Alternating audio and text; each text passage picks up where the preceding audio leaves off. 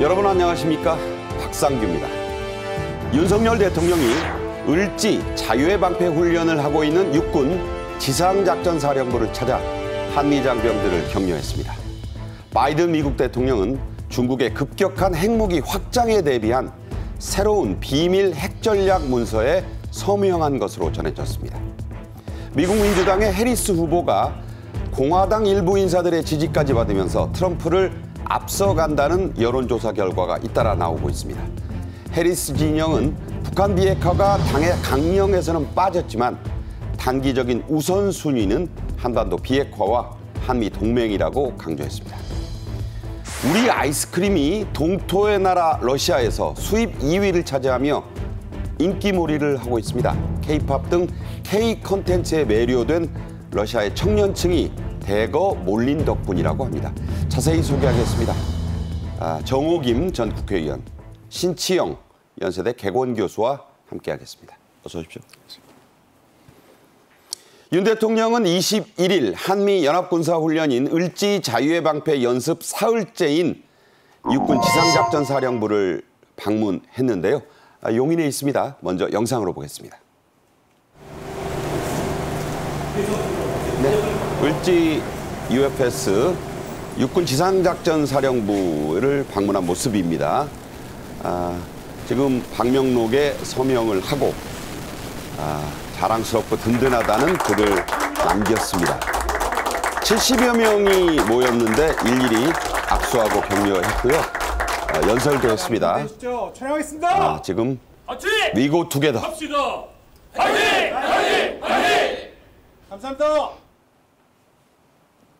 네, 이어서 윤 대통령은 이 자리에서 공짜 평화는 없다는 소신을 강조했는데요.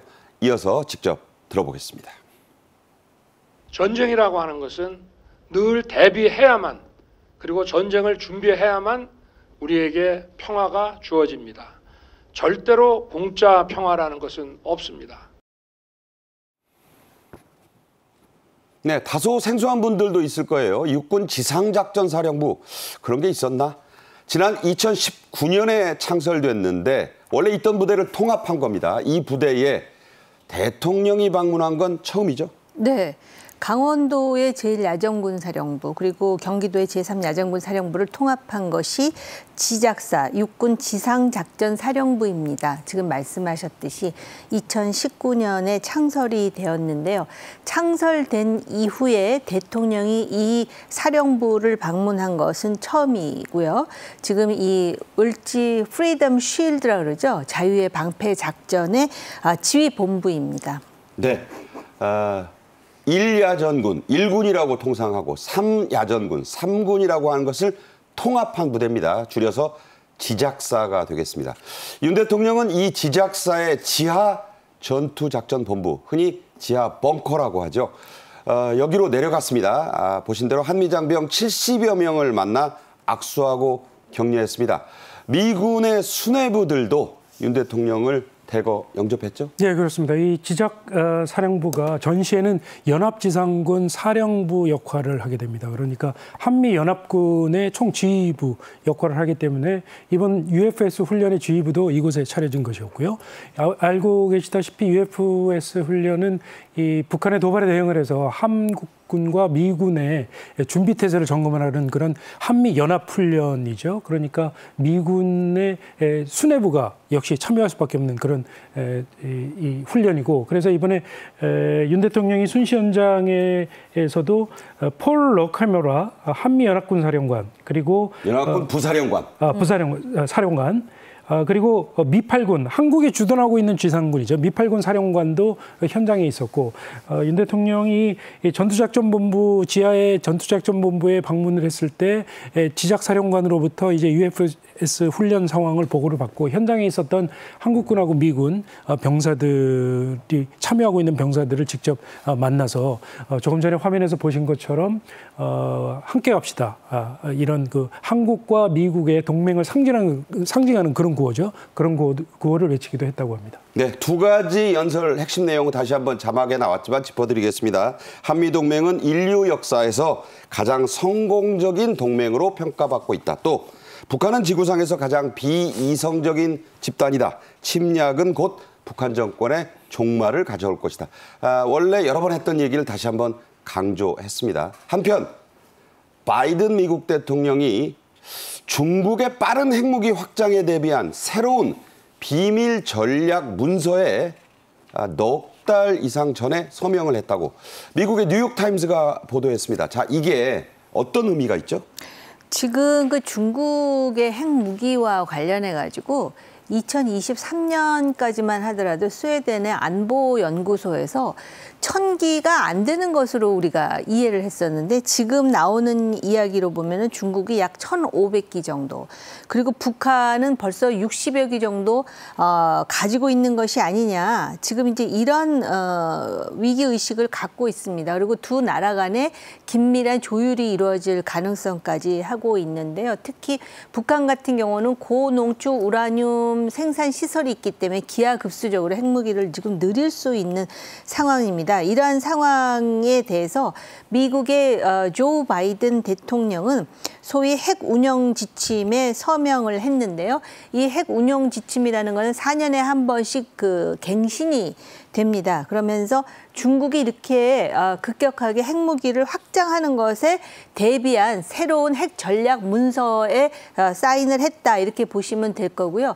이것은 단순히 중국의 핵무기 확장에 그치는 것이 아니라 네. 북한의 핵무기 확장과 연동되어 있다라고 미국도 의식하고 있습니다. 그러니까 북중러의 핵 위협을 동시에 억제하기 위해서는 이 비밀 물건을 갱신할 필요가 있다. 이렇게 해서 네. 3월에 서명을 해둔 거네요. 네, 이미 해두었습니다. 네. 뉴욕타임즈는 이 기사에서 중국과 북한의 핵무기 보유량이 엄청나다고 지적을 했습니다. 방금 정 의원께서도 말씀했지만 뉴욕타임즈 기사에 따르면 얼마나 된다는 거죠? 네, 말씀하신 대로 이 핵 운용 지침이 국방부가 북한이나 중국, 러시아의 핵무기가 어느 정도나 되느냐, 이런 것에 대한 새로운 그 평가, 이런 평가를 기초로 해서 이번에 개정이 된 것인데, 미국 국방부가 지금 추산을 하고 있기로는 중국의 핵무기가 현재 한 250기 정도로 추정이 되는데 2027년에는 700기로 늘어나고 2030년에는 1000기를 돌파할 걸로 이렇게 추산을 하고 있다는 네. 것이죠. 굉장히 빠른 속도로 지금 늘어나고 있는 거고요. 35년에는 1500기. 1500기고 지금 250기에 비해서 뭐 20배나 되는 그런 정도의 분량이기 때문에 이에 대해서 상당히 긴장이 고조되고 있는 그런 상황이고, 북한에 대해서도 미국 국방부가 나름대로 추산을 하고 있는데 현재 60기 정도를 보유를 하고 있고, 그리고 더 많은 핵무기를 만들 수 있는 핵물질, 원료를 지금 보유를 하고 있다. 그게 더 문제예요. 그렇죠. 이렇게 보고 있는 것이어서 북한의 이 핵무기 보유 수준이 과거에만 해도 그렇게 미국으로서는 크게 신경 쓰지 않는 문제였었는데, 이제 중국과 러시아의 핵 위협을 상당히 고조시킬 수 있는 수준까지 핵무기를 보유하고 있다. 이런 그 긴장이 굉장히 고조가 되고 있는 상황으로 평가가 되고 있습니다. 네. 다음 주제로 가겠습니다. 이런 가운데 미국 대선은 이제 80일도 채 남지 않았습니다. 뚜벅뚜벅 지금 다가오고 있습니다. 미국의 집권, 민주당입니다. 연속 집권을 위해서 시카고에 그야말로 총집결해 있죠? 네, 지금 그 시카고라는 대도시가 주는 함의도 있습니다. 그러니까 진보를 상징하는 도시이고요. 그 다음에 이미 이제 해리스는 지명이 돼가지고 연설을 앞두고 있는데 첫날에도 또 등장을 했습니다. 그렇죠. 그리고 그 미국의 민주당을 대표하는 대표적인 인물 힐러리 전 국무장관이라든지 바이든 대통령, 또 오바마 전 대통령, 부부가 나왔죠. 네, 클린턴 전 대통령 등 전현직 거물들이 지금 총 출동할 예정이고 지금 이미 연설을 마친 분들도 있고요. 또 민주당을 지지하는 많은 또 셀럽들이 있습니다. 연예인들. 그래서 지금 거의 축제 분위기입니다. 그리고 지금 해리스가 이제 연설을 앞두고 있는데 지금 전체적으로 여론조사를 보면 경합주에서도 해리스가 상당히 지금 선방하고 있고 선두를 달리고 있고 그렇기 때문에 지금 민주당의 분위기는 사기가 충천되어 있는 상황이라고 볼 수 있을 것 같습니다. 네, 조심스러운 얘기입니다. 그리고 이게 컨벤션 효과가 입혀져 있습니다. 오차범위 아닙니다. 하지만 이렇게 얘기해 볼 수 있겠습니다. 나흘간의 민주당 시카고 전당대회 기간 중에 여론조사가 여러 나왔어요. 이른바 컨벤션, 전당대회 효과가 있다고 보더라도 모두 해리스 우세로 나오고 있죠. 그렇습니다. 상당히 그 민주당으로서는 상당히 고무적인 그런 여론조사 결과가 잇따라 발표가 되고 있는데요. CBS 방송하고 여론조사 업체 유고브라는 미국의 유고브라는 곳에서 여론조사를 실시를 했는데 지난 14일부터 16일 3일 동안 실시한 여론조사에서 해리스 후보가 51%, 트럼프 후보가 48%의 지지율을 나타내서 3% 정도 앞서는 것으로 나타났고요. 그리고 워싱턴 포스트하고 ABC 방송이 역시 여론조사 업체 입소스와 같이 지난 9일부터 13일까지 나흘간 조사를 했는데 역시 마찬가지로 해리스 후보가 49%, 트럼프 후보가 45%로 4%포인트 앞서는 걸로 나타났습니다. 그러니까 꽤 커요, 그건. 그렇습니다. 상당히 큰 4%포인트 정도면 상당히 큰 것으로 이렇게 볼 수 있는데 이렇게 지금 조금 전에 컨벤션 효과를 말씀을 하셨는데 이렇게 앞서고 있는 것으로 이렇게 나타난 것에 대해서 민주당뿐만 아니라 공화당 쪽에서도 지금 긴장하면서 보고 있는 이유는 민주당 지지자들이 바이든 후보 때는 움직이지 않았던 지지자들이 상당히 결집을 하기 시작을 했거든요. 미국 언론의 분석에 따르면은 이 미국 민주당 지지자들 가운데 바이든 트럼프 후보 간의 대결 때는 한 20% 정도만 만족감을 나타냈다는 겁니다. 여론조사에서. 그런데 지금 해리스 후보와 트럼프 후보의 대결에서는 60%로 그 만족도가 올라갔다는 거거든요. 만족도가 3배나 올라갔네요. 그렇죠. 그러니까 말하자면 민주당의 지지자들이 해리스 후보를 중심으로 해서 상당히 세를 결집하고 있는 상황이어서 그런 움직임이 앞으로 조금 더 강화가 된다면 해리스 후보의 앞서는 그런 움직임이 더 강화가 될 것으로 이렇게 보여지고 있습니다. 네. 국제정치학 박사이신 정응 의원은 더 잘 아시겠지만 미국 대선은 우리와 좀 사뭇 다릅니다. 한 표라도 더 나오면 이기는 게 우리 대선이라면 미국 대선은 사실상 50개 주가 다 싸운다고 볼 수 없어요. 경합주 싸움입니다. 그중에서도 민주당이 거의 이긴 적이 없는 데가 있습니다. 뭐 노스캐롤라이나라든가 조지아 같은 데인데 이게 이제 남북전쟁 이전에 백인주잖아요. 거의 이긴 적이 없어요.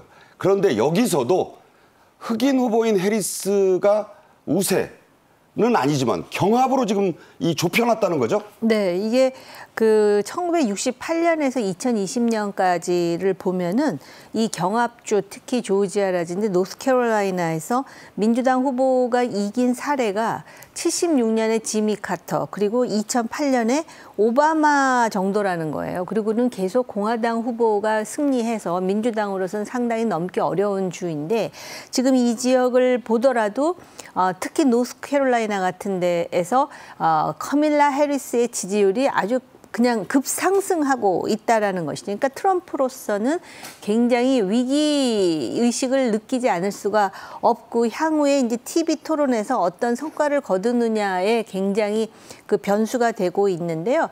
미국은 50개 주가 있기 때문에 사실은 한 나라라고 보기보다는 50개 나라가 이제 투표를 해주는 시기라고 볼 측면이 있어요. 캘리포니아는 독립하면 6위의 국가 아닙니까? 네, 그렇습니다. 그리고 또 선거인단도 굉장히 제일 많은 주가 캘리포니아인데 지금 이제 그 대통령 후보들이 초점을 맞추는 곳은 경합주. 여기서 이기면은 미국의 특별한 선거제도 때문에 그 이긴 만큼 가져가는 게 아니라 이긴 주의 선거인단을 몽땅 독식할 수가 있기 때문에 지금 뭐 거의 사활의 그 경쟁이라고 볼 수가 있습니다. 네. 유명한 팝그룹 아바의 노래 중에 Winner Takes It All이라는 노래가 있습니다. 저도 좋아하는데 그게 바로 승자 독식을 얘기할 수도 있어요. 미국 대선은 표 대결이 아닙니다. 선거인단 대결입니다. 그 선거인단은 승자 독식 방식으로 결정이 됩니다. 자, 쉽게 좀 풀어주세요. 아주 쉽게 말씀을 드리면은요. 미국에 50개 주가 있는데 선거인단은 538명일 거예요. 근데 미국의 하원 의원이 535명입니다. 그래서 미국이 상원, 하원 뽑잖아요. 근데 상원은 크든 작든 각 주에서 2명씩 무조건 나옵니다. 그렇죠. 근데 하원은 그 주의 인구에 비례하거든요. 그래서 우리가 캘리포니아가 가장 그 많은 하원 의원을 뽑을 뿐만 아니라 선거인단도 많은데요. 선거인단이란 제도가 있기 때문에 미국 선거를 간접 선거로 착각하시는 분들도 계신데 실제로 유권자들은 자기가 선호하는 후보를 뽑습니다.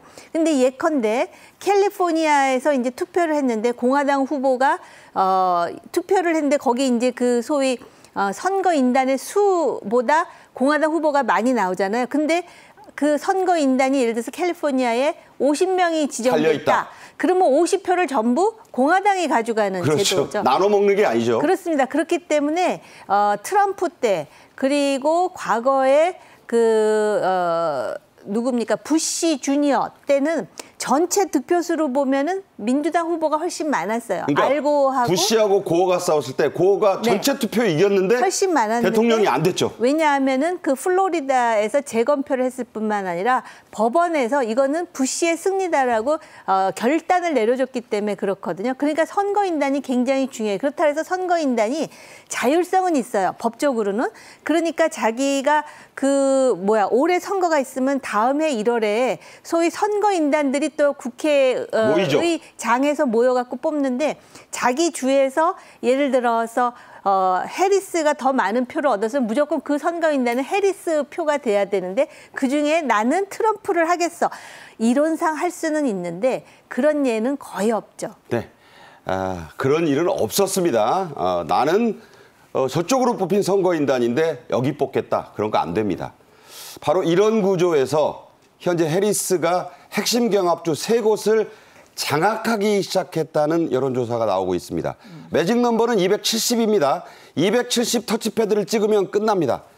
진 후보가 전화 걸어서 끝나는 게 미국 대선의 전통입니다. 11월 초 어느 날 그렇게 되겠죠. 자, 트럼프보다 이 매직 넘버에 해리스가 지금은 더 다가가 있다고요? 지금 현재 미국 대선을 지켜보고 있는 언론에서 분류를 하기를 해리스 후보가 확보하고 있는 선거인단이 한 226명 정도로 추산이 되고 있고요. 트럼프 후보가 251명. 현재는 트럼프 후보가 앞서고 있습니다. 그런데 이 조금 전에 말씀드렸다시피 538명의 선거인단 가운데 270명을 얻어오면 선거에서 승리를 하게 되는데 지금 현재 가장 관심이 집중되고 있는 곳이 조금 전에 말씀드렸다시피 핵심 경합주 3곳입니다. 펜실베니아, 미시건, 위스콘신. 이 3곳이 미국 북동부의 5대5의 주변에 자리 잡은 이 3곳인데 이 3곳에 철강이랄지 자동차랄지 미국의 제조업이 집중되어 있는 곳입니다. 이른바 쇠녹을 따서 러스트벨트라고 그러죠. 그렇죠. 그러니까 블루 칼라들이 집중되어 있는 곳이고 민주당 성향이 굉장히 강한 곳입니다. 그래서 1992년부터 2012년까지 6차례의 대선에서는 내리 민주당을 찍어줬거든요. 그런데 지난 2016년에는 트럼프 후보가 여기에서 앞서서 대선에서 승리를 했죠.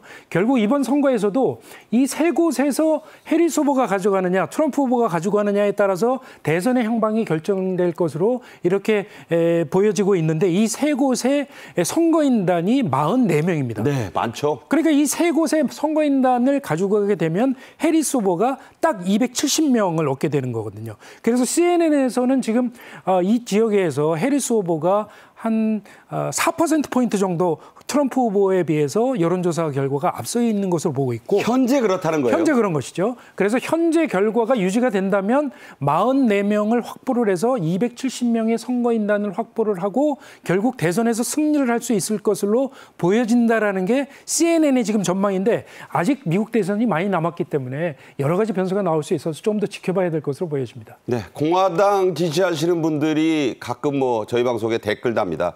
왜 해리스 편 드냐고. 그런 거 아니고요. 오차범위 아닙니다. 80일 이상 남았어요. 무슨 일이 일어날지 모릅니다. 미국에서 흔히 하는 얘기가 내일 선거가 치러진다면 이런 거 좋아하거든요. 바로 그런 얘기를 해드리고 있습니다. 자, 해리스에게 후보 자리를 양보한 조 바이든 미국 대통령은 딸의 소개로 연단에 올라 47분간 누가 재봤나 봐요. 눈물의 고별 연설을 했습니다. 반세기가 넘는 정치 역정을 끝내자니 눈물이 앞을 가린 거죠. 그렇습니다. 근데 지금 이제 그 말씀을 하시니까 잠깐 토를 달자면 그 우리나라 국민들 중에 대다수가 미국 공화당이 우리 국민의힘 그리고 미국 민주당이 우리의 민주당 이렇게 서로 연동이 돼 있으면서 관계가 좋다라고 착각하시는 분들이 너무 많아가지고 오히려 좀 반대죠. 그렇습니다. 우리의 외교안보 정책에 오히려 맞는 쪽은 또 민주당이라는 그 지적을 안 할 수가 없고요. 일단 이제 질문하신 부분에 대해서 아마 바이든이 눈물을 다 흘렸다 그러는데 얼마나 여러 가지로 생각과 회한이 많았을까 싶은 생각도 드는데요. 진짜 원도 한도 없이 화려한 정치 경력을 자랑하는 인물입니다. 자, 29살에 상원의원 했어요. 29살에 하원의원 한 것도 아니고 미국의 상원의원을 했다는 거는 제가 한 주에 2명밖에 없다 그랬잖아요. 그 주에 상원의원이 가지는 위상을 보면 진짜 바이든처럼 화려한 정치 경력을 가진 사람이 없습니다. 30년을 상원의원 한 겁니다. 그런데다가 또 상원 외교위원장도 했고요. 부통령 8년에 지금 대통령까지 했잖아요.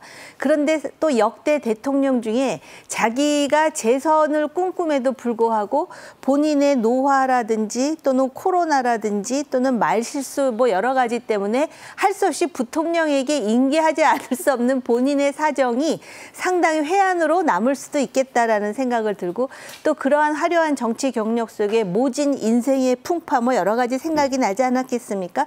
지금 그 아버지를 소개한 딸은 현재 부인과의 사이에서 난 딸이지만은 전처와의 사이도 굉장히 좋았는데 그 남편을 만나러 자동차를 운전하고 갔다가 거기서 자식을 잃고 또 그 두 아들이 남았는데 그중에 하나는 또 굉장히 똑똑한 큰아들은 암으로 해리스 또 친구였죠. 네, 죽고 그다음에 둘째 아들은 지금 뭐 여러 가지 문제를 일으키고 뭐 이런 여러 가지 상념이 있지 않았을까 그런 생각이 들고요. 흥미로운 거는 지금 해리스 말입니다. 미국에서 여성 대통령이 등장한다면은 힐러리 클린턴이 아니면 미셸 오바마일 거라고 생각했던 사람들이 굉장히 많은데 주인공이 따로 있었어요. 행운의 여인입니다. 그래서 아마 만약에 이번에 당선된다면 미국 최초의 여성 대통령인데 진짜 거기다가 수식어를 붙이자면 본인은 마음에 안 들지만 얼떨결에 뭐 그렇게 되지 않을까 싶은 생각도 개인 견해시지만 얼떨결까지는 아니겠죠.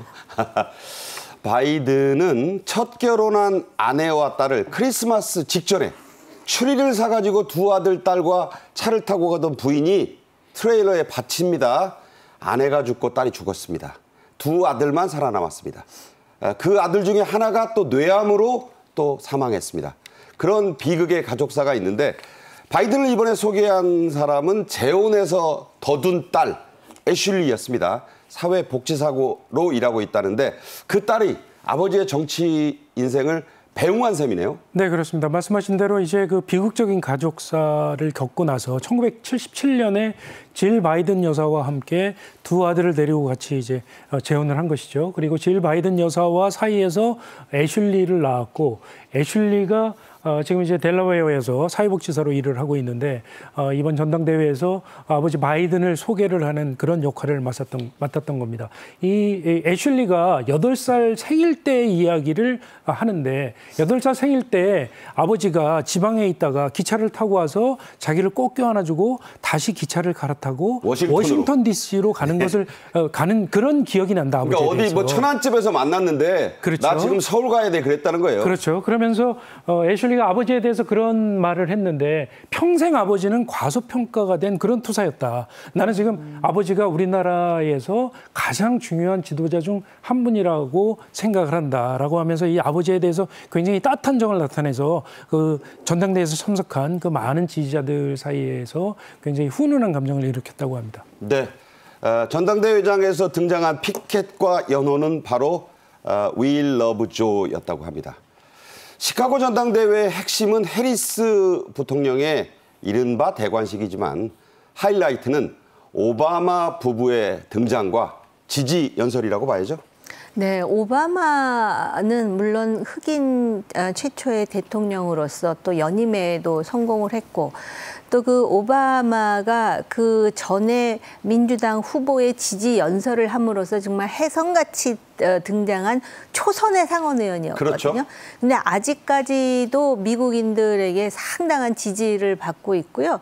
그리고 또 연설로 치면은 오바마도 잘하지만 저 미셸 오바마가 엄청난 그 공감과 연설의 그런 어떤 그 탤런트를 가지고 있습니다. 그래서 굉장히 그 많은 민주당 지지자들의 심금을 울리는 그러한 연설의 주인공들인데 이번에도 적극적으로 부부가 커밀라 해리스를 지원함으로써 굉장한 그런 어떤 그 지지의 확장세를 가지고 있습니다. 처음에 조 바이든 대통령이 자기는 이번에 하지 않겠다라고 선언했을 때 오바마와 그 부인이 처음부터 커밀라 해리스를 지지하지 않고 그 추인에 좀 시간이 걸려가지고 많은 사람들이 그걸 또 지켜볼 정도로 그 정도로 민주당 내에 영향력이 있고 저런 전폭적인 지지를 받고 있기 때문에 경합주에서의 여론조사 결과가 하루하루 달라지고 있는 것이 아닌가 이런 생각도 듭니다. 네, 미국 정치권에서는 민주당의 대주주인 부부다. 이렇게 그 위상을 표현하고 있습니다. 트럼프 진영은 일단 바짝 긴장하고 있습니다. 제3후보로 출마한 로버트 케네디, 존 F. 케네디 전 대통령의 조카입니다. 이 사람이 상당히 그 지지율이 나오다가 지금은 좀 주춤한데 양쪽에다 타진을 했다는 보도가 나와요. 나 장관 자리 주면 당신 도와줄게. 그런데 이번에 트럼프 진영에서 그런 약속을 하고 영입하기로 했다. 이런 보도가 지금 나오고 있어요. 네, 그러니까 로버트 케네디 전 법무장관의 아들이죠. 말씀하신 대로 존 F. 케네디 대통령의 조카고 이 사람이 이제 무소속으로 지금 제3회 후보로 출마 선언을 해서 선거운동을 하고 있는데 한 5% 정도의 지지율을 보이고 있다고 합니다. 그러니까 지금 말씀하신 대로 양쪽 해리스 후보와 트럼프 후보 캠프의 양쪽에 이제 영입 제안을 지금 해놓고 있는 상황인데 트럼프 후보로서는 상당히 적극적으로 러브콜을 보냈었습니다. 유세 도중에 만약에 로버트 케네디 주니어가 나를 도와준다면 한 자리 줄 수 있지 않겠느냐 뭐 이렇게 공공연하게 얘기를 하기도 했거든요. 지금 보도 보니까 속보 보니까 네. 곧 합류한다는. 그래서 미국 언론이 이제 어제 오늘 보도를 한 것으로 보면은 로버트 케네디 후보가 결단을 내려서 트럼프 후보에 합류를 할 것이다. 이렇게 지금 보도를 하고 있는데 만약에 로버트 케네디 후보가 트럼프 후보 쪽으로 합류를 하게 된다면 5% 정도의 지지율이지만 중도층의 표기 때문에 트럼프 후보로서는 상당히 크게 작용할 수 있는 그런 표이거든요. 그래서 지금 해리스 후보와 트럼프 후보가 박빙의 차로 지금 앞서거니 해리스 후보가 앞서고 있는 상황이기 때문에 이번 대선에서 어떤 변수로 작용할지를 좀 예의주시해야 할 필요가 있다고 봅니다. 네, 들으신 대로 아직 모릅니다.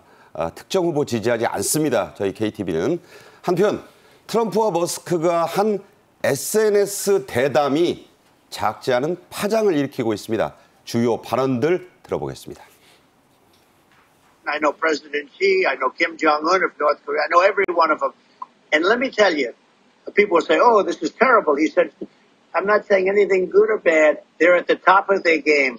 You know, the biggest threat is not global warming, where the ocean's going to rise, want anything to happen with stupid people like Biden. You know, Biden did something with Russia. 네, 다 들을 수 없습니다. 2시간이 넘는 긴 만담 형식의 대화입니다. 자, 김정은 관련된 트럼프의 언급이 여러 번 나와요. 어떤 내용이죠? 자기가 잘 안다는 얘기고요.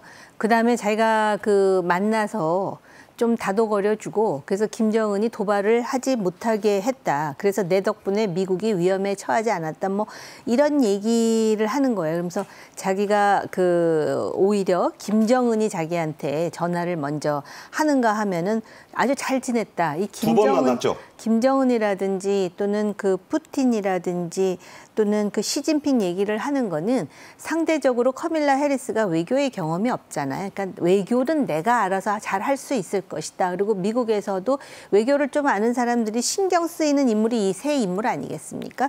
그래서 아마 일론 머스크와의 SNS 대담에서 그 부분을 부각시키는 것이겠죠. 근데 우리 입장에서 보면은 트럼프가 김정은을 잘 안다시고 대통령이 돼가지고 우리 등 뒤에서 모종의 거래를 하는데 우리는 여전히 핵 위협에 처해 있는 그런 시나리오를 상정하면 우리로서는 굉장히 걱정스러운 대목이기도 합니다. 네. 자, 미국 대선이 태평양 건너 이웃의 일일 수 없는 이유가 여러 가지 있습니다.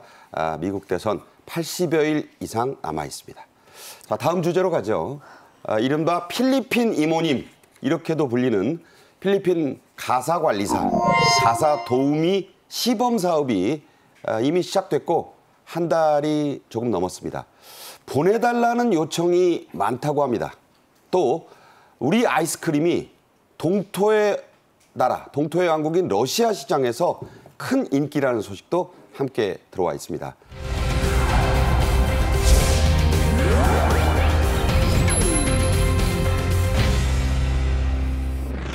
Korea is a big country that many opportunities, so you can work there, and that's why I'm here. And salaries for that, that's why I want to go there.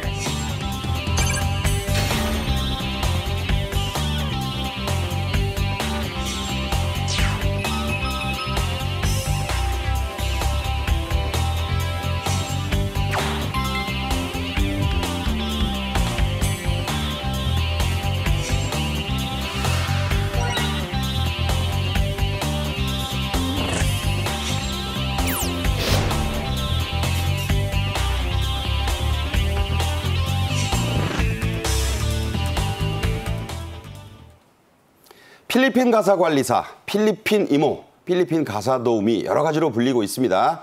9월 3일부터 본격 시행이 되고요. 지금은 교육 중입니다.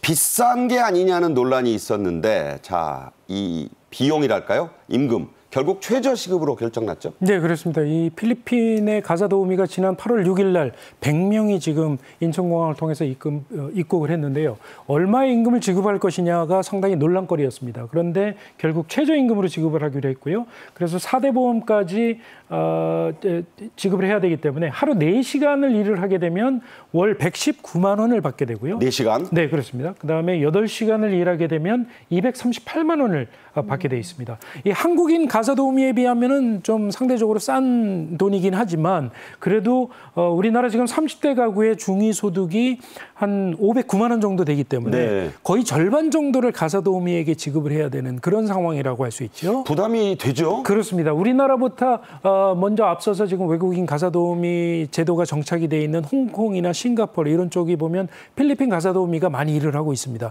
홍콩, 싱가포르 이런 쪽이 한 7, 80만 원, 싼 경우에는 4, 50만 원 정도의 임금을 지급을 하고 있거든요. 그에 비하면 너무 비싼 것 아니냐 이런 논란이 있어서 결국 돈이 많은 강남에 사는 사람들만 쓸 수 있는 것 아니냐 이런 것 때문에 좀 아직도 논란이 가라지 않고 있습니다. 네. 자, 이 필리핀 가사 도우미를 뭐 이렇게 어떻게 보자면 숫자가 한정돼 있으니까 요청한다고 다 되는 게 아니에요. 선정 경쟁, 잡기 경쟁이 치열하다고요? 그렇죠. 이번 사업이 지금 서울시하고 고용노동부가 공동으로 추진하고 있는 사업이거든요. 그래서 서울시가 지난 17일부터 6일까지, 지난달 17일부터 6일까지 3주 동안 신청을 받았는데 751가정이 신청을 했습니다. 730가구가 넘는. 네. 네. 그리고 157가정이 선택이 됐죠. 결국 경쟁률이 한 5대1 정도 됐는데 이번에 선정된 가정을 보니까 한 40 33% 정도가 강남에 사는 가정이더라. 서울 강남 3구. 서울 강남 3구에 사는 가정이더라. 이렇게 나타났고요. 신청 건수도 312건이 강남에 사는 가정이어서 역시 좀 어느 정도 돈이 있어야 필리핀 가사 도우미도 쓸 수 있는 것 아니냐. 뭐 이런 좀 분석이 나오고 있습니다. 네. 집안일을 다 시킬 수 있는 건 아니에요. 제한이 있습니다. 그게 좀 단점이란 지적도 있었는데 그런데 영어를 참 잘한대. 그래서 아이들 영어는 뭐 걱정 안 해도 되겠어. 이런 입소문이 더 많았다고 해요. 그는 우리나라 그 엄마들의 또 희망사항도 일정 정도 반영이 된 게 아닌가.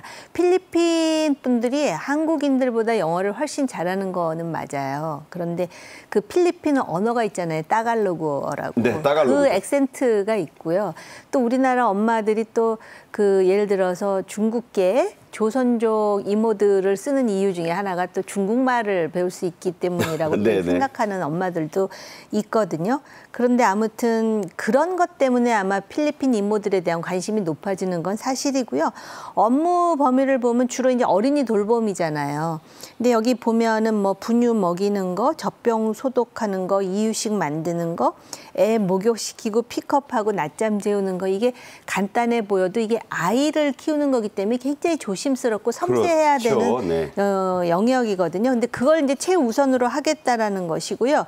그 다음에 만약에 4시간이 아니고 8시간 업무를 하게 되면은 뭐 설거지는 할 수 있고 걸레질 중에 마대 걸레질을 하는데 손 걸레질은 안 되고. 그것도 재밌어요. 근데 걸레질이. 그러니까 제가 살림을 해본 사람 이게 가능합니까? 마대 걸레질 하게 되면 손 걸레질 안 하면 그게 걸레질이냐고요.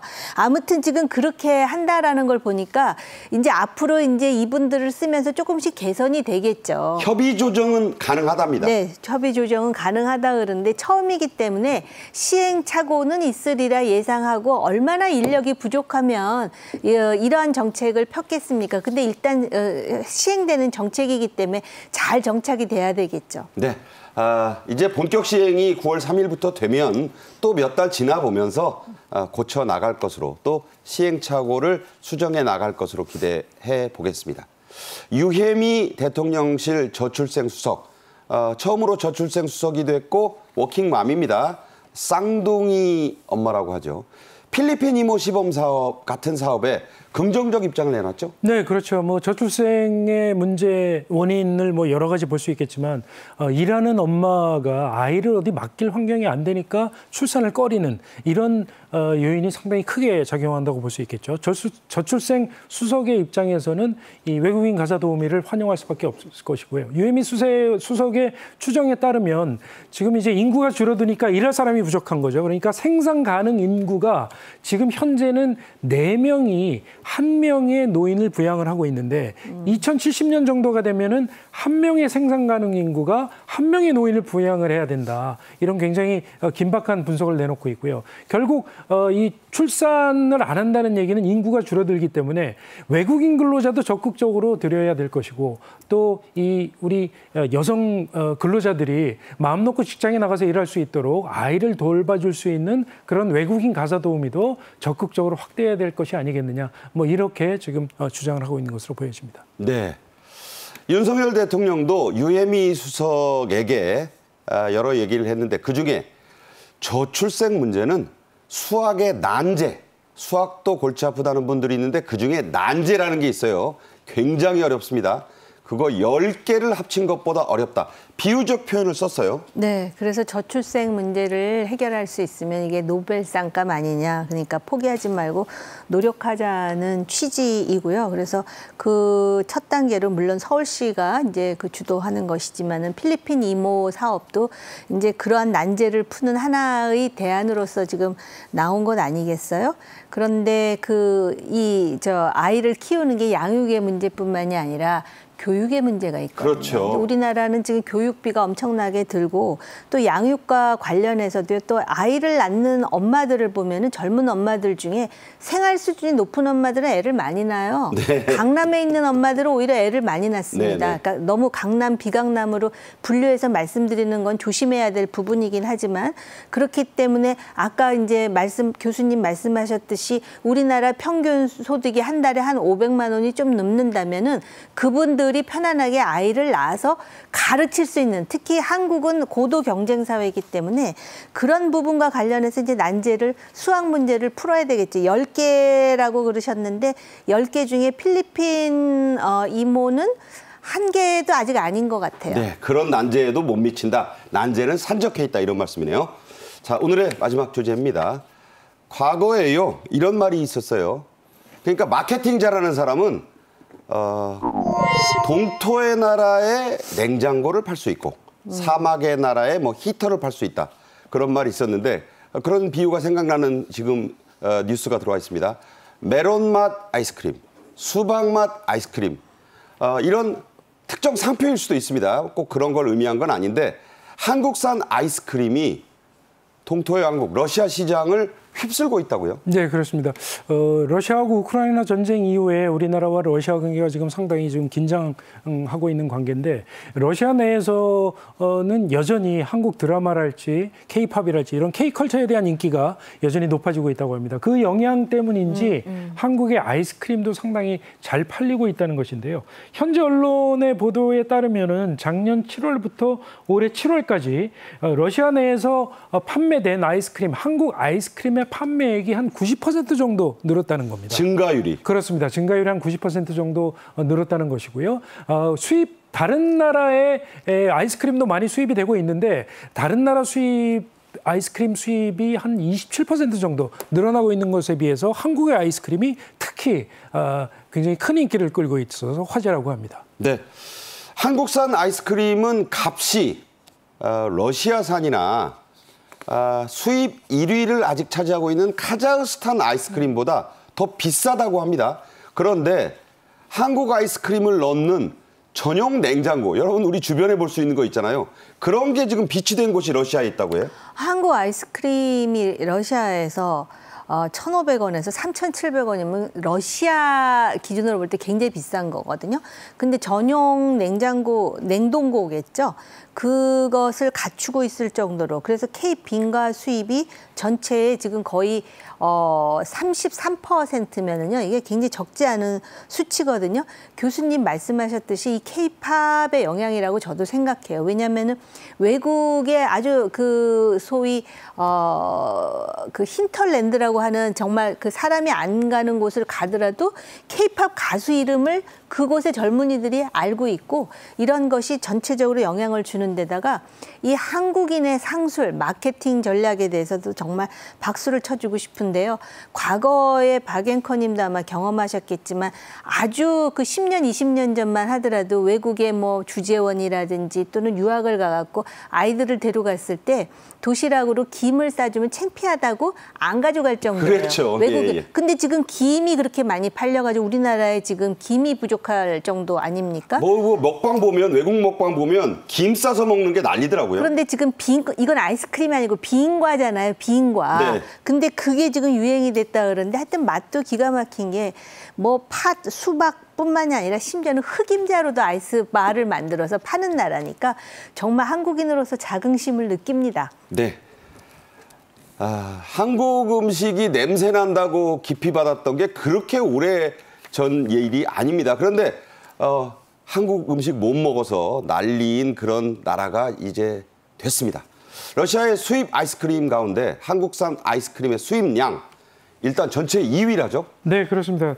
현재 언론이 이제 집계를 했는데 올해 1분기에 러시아 시장에서 가장 많이 수입이 된 아이스크림은 카자흐스탄 아이스크림이라고 합니다. 가까이 있잖아요. 네, 카자흐스탄 아이스크림이 러시아에서 제일 많이 수입이 되고 있고 그 이어서 우리나라가 2위의 수출국이라고 하는데요. 카자흐스탄이 올해 1분기 한 25억 원어치를 판매를 했고 우리나라가 한 16억 원어치 정도를 수출을 했다고 하는데요. 조금 전에 말씀드렸다시피 러시아가 굉장히 추운 지방 아니겠습니까? 추운 지방인데 이 역설적이게도 유지방이 많이 들어가 있는 아이스크림을 통해서 열량을 얻고 그 열량으로 추위를 이겨내는 러시아 사람들이 많다는 거거든요. 그래서 예전에 2000년대 이한치 아닌가요? 그렇습니다. 2000년대 조금 지나서는 우리 뭐 상표를 얘기해서는 뭐 하지만 빵빠레랄지 월드콘 이런 그 바닐라 아이스크림류가 굉장히 많이 팔렸다고 네네. 합니다. 그런데 요즘은 조금 전에 말씀드렸다시피 지금 팔리는 아이스크림은 빙가류가 많이 팔리는 것이거든요. 그러니까 그런 점에서 볼 때 상당히 더 큰 의미가 있는 것으로 이렇게 해석할 수 있을 것 같습니다. 세계적인 아이스크림 하면은 뭐 여러분들 뭐 이탈리아 여행 가서 먹는 젤라또 이런 거 있지 않습니까? 그런 건 이미 K 아이스크림이 제쳤다고 합니다. 러시아 젊은이들이 한국 아이스크림에 열광하는 이유, K 콘텐츠 때문이죠? 네, 그 이미 말씀드렸듯이 지금 한국과 러시아 관계가요. 제가 그 사업하시는 분한테 들었더니 이제는 직항도 없대요. 러시아가는. 그래서 돌아가야 될 뿐만 아니라 뭔가 한러 간의 그 경제 관계를 재개하려면 굉장히 힘든데 먹는 거는 막을 수가 없는 것 같습니다. 그런데 그것의 그 원인 중에 하나가 이미 말씀드렸듯이 드라마라든지 영화라든지 또는 노래라든지 이러한 것들이 이미 깊숙이 관통되어 있기 때문에 조금만 이제 그 신박한 그런 제품을 만들면은 굉장히 수월하게 마케팅이 되는 것이고요. 러시아에서도 이 K 아이스바는요, 그래도 잘 사는 사람들이 먹는답니다. 네. 가격이 비싸다 보니까 그런 것 같습니다. 네, 그러니까 러시아의 중산층 이상에게 K 아이스크림이 인기다. 젤라또 저리 가 이렇게 됐다는 얘기입니다. 자, 마지막으로요. 특정 상품 얘기를 해서 안 됐지만 아까 메론 맛 얘기했잖아요. 특정 어떤 단일 상품의 인기가 대단한 게 이게 바로 빙그레의 메론 맛 아이스크림이라고 합니다. 1분기에 이 제품의 해외 수출액 250억 원에 이르른다고요? 네, 그렇습니다. 메론 맛 아이스크림 상표를 뭐 말씀드릴 수는 없겠습니다만 이 메론 맛 아이스크림 한 가지를 가지고 지난 1분기에 250억 원어치를 수출을 했다는 거고요. 그러니까 빙고 하나가 그 정도로 팔린 거예요. 그렇죠. 빙그레가 뭐 여러 가지 뭐 유제품도 마찬가지고 아이스크림류, 음료수 많이 팔고 있지만 이 한 가지 제품을 가지고 이렇게 효자 노릇을 하고 있으니까요. 그래서 지금 이 분석을 해보니까 전 세계적으로 지금 우리나라도 지금 굉장히 덥지만 전 세계적으로 폭염이 지금 들끓고 있어서 거의 뭐 빙그레의 가장 중요한 시장이 미국인데 미국의 한 4분의 1 지역이 40도 이상의 폭염으로 지금 고생을 하고 있다는 거거든요. 온난화라는 말은 쓰면 안 된다. 네, 지구는 끓고 있다. 그렇습니다. 그래서 이런 폭염 덕분에 이 한국의 아이스크림도 또 그 수출이 많이 되고 있는 것으로 이렇게 분석이 되고 있습니다. 네, 자랑스러운 대한민국이 이제 아이스크림에서도 홈런을 치고 있다. 이런 기분이 듭니다. 정호김 전 의원, 신치영 교수와 말씀 나눴습니다. 잘 들었습니다. 네. 8월 22일 목요일 정책인 이슈는 여기서 마칩니다. 내일은요. 북한 이탈 주민으로 임명직 최고위직이라 할 수 있는 민주평통 자문회의 사무처장에 오른 태영호 전 의원을 직접 이 스튜디오에 모셔서 최근 연이은 북한 주민의 탈북 이슈, 통일 전망, 전략 등에 대해 자세히 알아보겠습니다. 내일 오후 1시에 또 뵙겠습니다. 고맙습니다.